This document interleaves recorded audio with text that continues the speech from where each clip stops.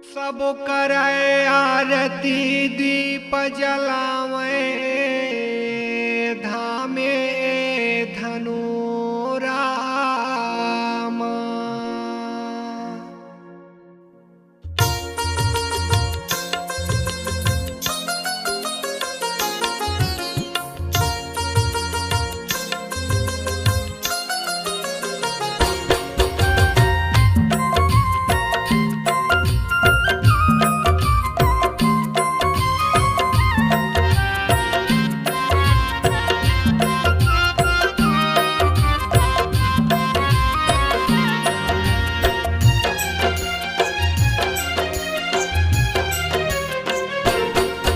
अब हो आरती दीप जलावे धामे धनु रामा।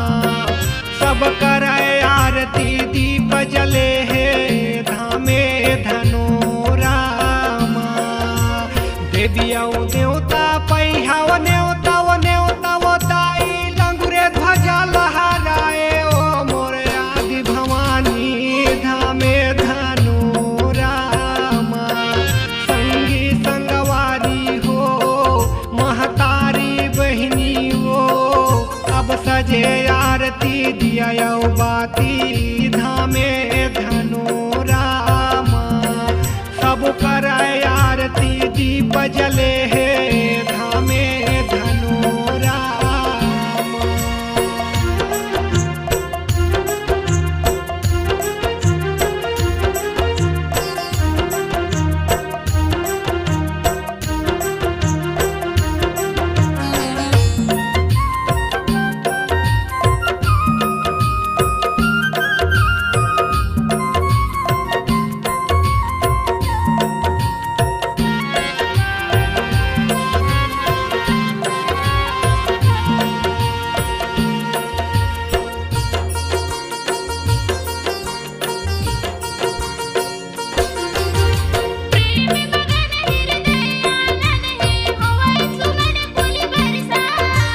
धामे धनु रामा आए देवी देवता पाके हमरो न्योता।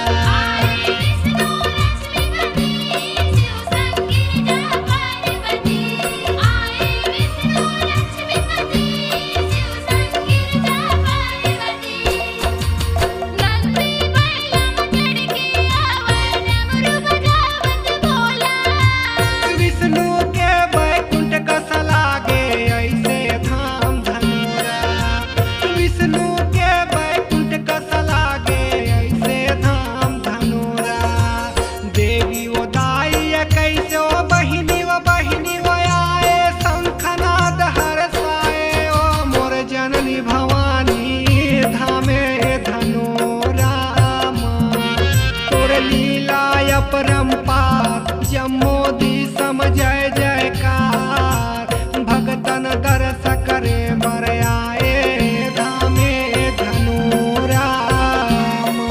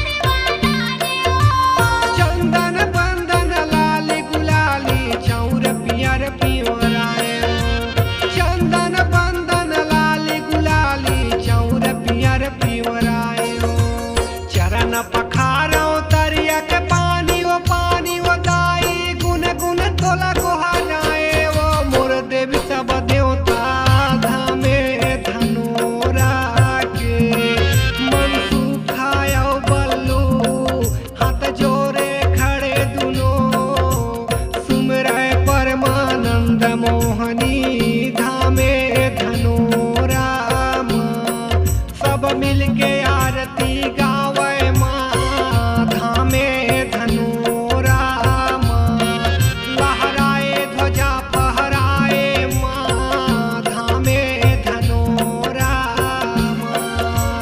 अचरक छैया देवे ओ मैया ओ दाई चरणक दर्शन मांगे वो मोर चंडी ओ दाई धामे धनोरा लक्ष्मण जी है बाबा दाई दर्शन देह आजा हाथ जोड़ सब करे आरती धामे धनोरा सब करे आरती जस तोरे गावे धामे धनोरा सब करे आरती दीप जलावे धामे धनोरा सब करे आरती दीप जलावे धामे धनोरा अब होत आरती दीप जलावे धामे धनोरा सब करे आरती